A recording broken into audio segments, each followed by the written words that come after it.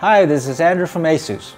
Today I'm going to show you how to enable AI Mesh on my existing router and the new router, so that both of them can work in tandem to extend coverage.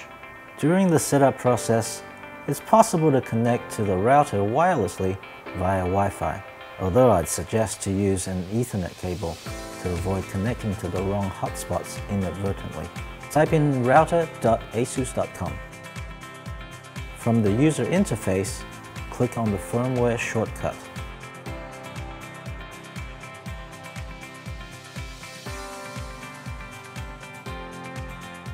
When the AI Mesh icon appears, we need to revert to defaults. First, click on Administration. Select the Restore tab.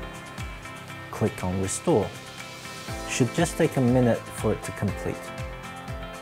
I'm going to switch my main router from the RT-AC68U to the RT-AC86U, since this has more features. The extra features will also be available on all extending modes. Complete setting up my access to the internet. It's time to update the firmware on the RT-AC86U as well, using the same process. Once confirmed, the AI Mesh icon will appear. Activate AI Mesh.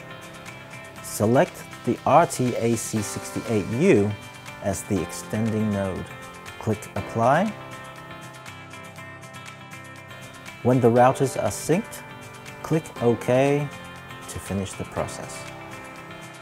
Let's move my extending router to a place where I need better reception. Now I'm using my existing router as my extending node so that I can extend the coverage to this area of the house. For me, the bar is a great place to use because there's open space and I can get great reception to the main router. As you can see, the whole process is actually pretty straightforward. To make things even easier, you can manage your router, you can add new nodes by just using the ASUS Router app on your phone. Well, that's all from me today. This is Andrew from ASUS. Thank you for watching.